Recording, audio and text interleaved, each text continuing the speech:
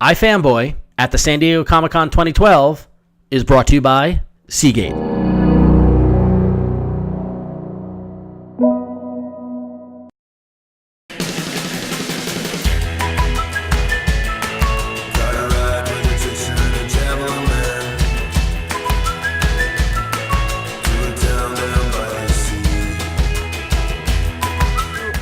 I am here with Sam Humphries. Hello, Sam. Hello, what's going on, dude? This Comic-Con is all around us, apparently. Isn't it amazing? Yes. It's the most wonderful time of the year. It's fantastic. Look at your enthusiasm. Oh, I'm psyched. I've been looking forward to this all year. Are you kidding me? Now, that actually brings something up. You are a guy who came up, your story is not the same as everybody else breaking into comics. You were self-publishing, and then before I know it, I'm seeing your name everywhere. You know, what was your big plan behind breaking into comics? Boy, I wish I could have planned it as good as this, but the world doesn't work that way. I had a very vague master plan, which is that I wanted to make a living as a full-time comic book writer. Not an easy thing to do. Not an easy thing to do. And I wanted to have the freedom to work on my own stuff as well as work for hire stuff and superheroes and all that kind of stuff. I wanted to have a varied career. And then I had a short-term plan, which was work as hard as I could on doing my own books and not wait for a publisher to put them out. Not wait for a publisher to give me permission to do a book. And that's what I did with Our Love Is Real and Sacrifice. And I was like, I am going to do these books. I'm going to write them. My friends are going to draw them. I'm going to show them to publishers, and if they want to be part of it, that's great. Like, that's awesome. But the train is leaving the station, whether you're on it or not. You can't stop these books from happening. So it was always very focused on working my butt off, doing books that I felt expressed who I was as a creator. If you read those books, you would get a kind of an idea of who I am as a writer, and just enjoying myself and having fun.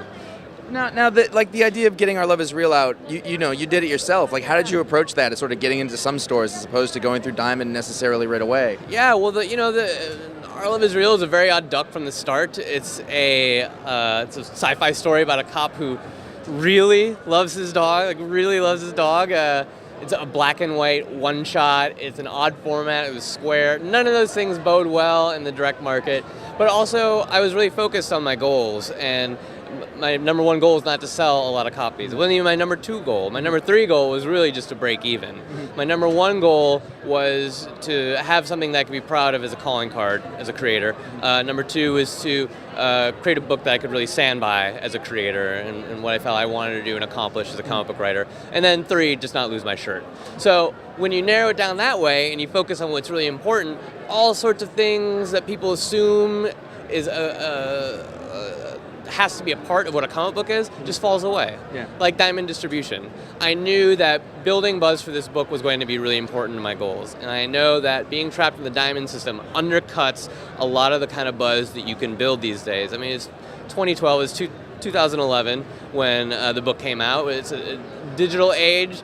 Social media rules, but Diamond just runs counter to all those impulses and all that kind of stuff.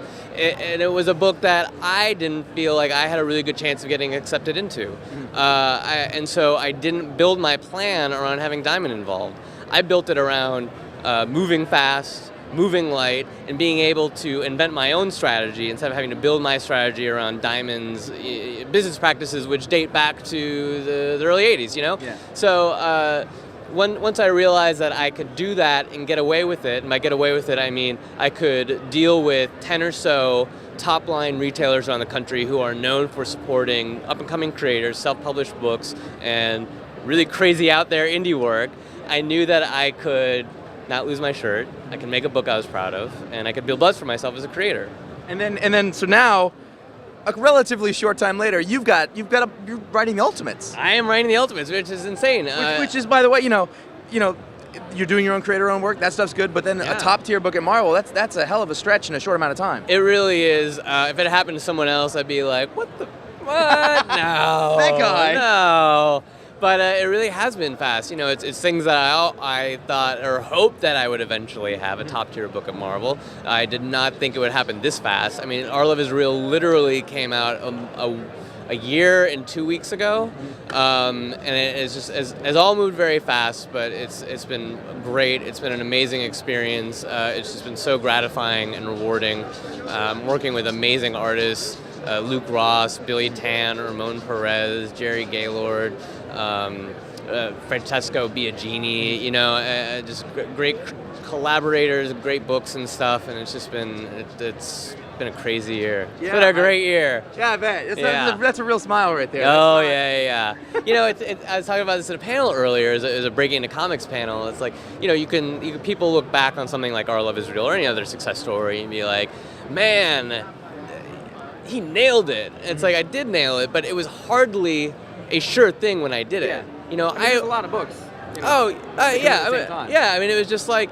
Or no, just the success of Our Love Is Real was not a sure thing. I was showing it to people and telling them what I was going to do, and like friends of mine who are worried for me, they're like, "Are you sure this is what you want? Are you sure you want to do it like this?" And I was like, "If I don't do this now, I'm never going to jumpstart my career." Right. You know what I mean? And it was a real gamble.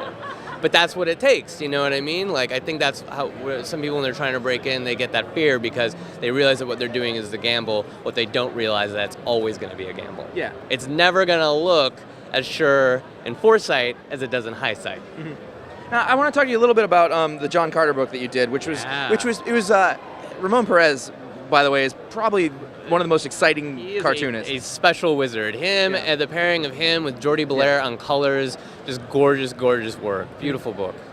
Now, how was it for you to, it's very different than creating your own world. You're basically adapting this work. Like, how familiar were you with the work, and how specific were you making a lot of changes, and how were you approaching it?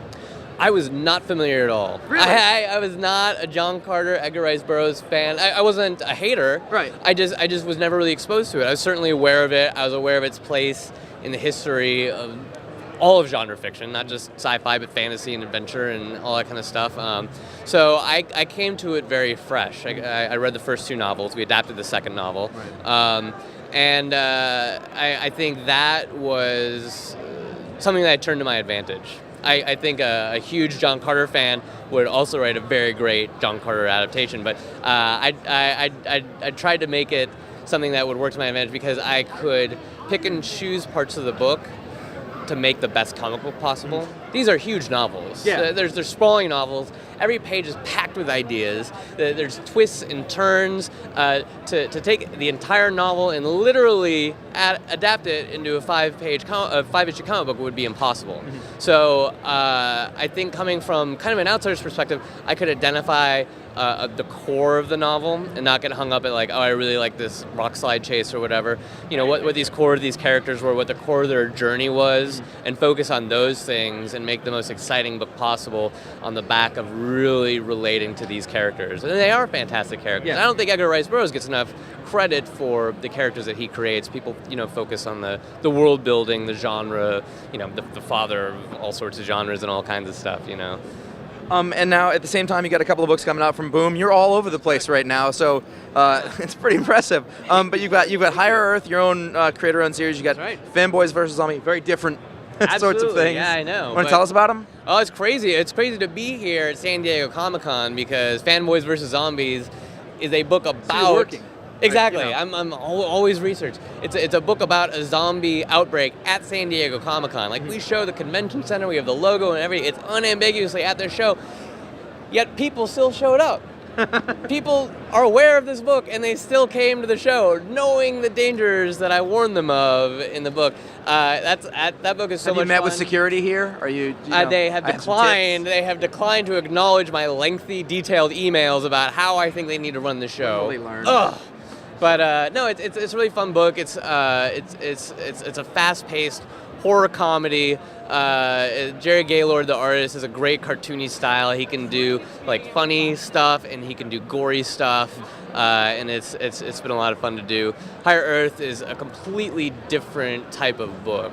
It's a hard sci-fi story. It's a revenge story where these two characters live in a world, so to speak, a milieu of an empire that is built on the back of 100 parallel Earths. It's a bit of a twisty mind thing. I mean, it's a big old comic book. It is big. When you have 100 different Earths to play with, there's a lot of story to pack in there. There's a lot of things you want to address, and we've been having a great time with it. Issue 4 is coming out in a couple months, and that's going to be the close of the first arc. Issue 5 is going to be a self-contained story with a special guest artist, who I can't tell you right now. I'm very sorry. Why do I bother? And FANBOYS vs. Zombies also, the first arc concludes with issue 4, and issue 5 begins a whole new era for the Wrecking Crew. It's an ongoing, it's an endless convention. I won't say it's an endless convention, Right. Especially with the zombies running around. It's true. I mean, the convention, in a sense, ended in the first issue when the zombies took over, and then it became, a survivor's game. But we're going to be doing a new arc starting with issue 5. It's going to be a great jumping on point. A lot of fun for people who've been reading along the whole time, and very excited for all those books. Cool. Yeah. And then finally, you have one more creator on. So there's another one you're doing all on your own. Yeah, that's right. In the midst of all this other stuff, you've got Yeah, Sacrifice. yeah. Anything you can tell us about what's going on with that? Just a little bit right now. Sacrifice is a self-published book that I've been doing with artist Dalton Rose. First 3 issues came out earlier this year, and we kept up a pretty hectic pace with that book. We need to take a break a little bit, but Dalton is, as we speak, drawing issue 4 right now, and we're going to have an announcement in a couple weeks about the future of the book and when people can expect to see the concluding 3 issues. Cool. Yeah. All right, well, thanks very much, Sam. Hey, man, thank you very much. It's my pleasure. San Diego Comic-Con coverage is brought to you by Seagate. Seagate, the Seagate GoFlex satellite hard drive. We want to thank Seagate for sponsoring all of our San Diego coverage. This little device can hold all your movies, music, media, stream it wirelessly via Wi-Fi to your iPad or your Android tablet. You just tuck it in the bag. You just tuck it in your pocket and you carry around your tablet and you can stream it. Totally easy using the free GoFlex satellite app. So go to Seagate.com/iFanboy. Get 10% off the GoFlex satellite external hard drive. Thank you to Seagate. Do I get one of those? No, you don't. I hate this job. Got a sign from the right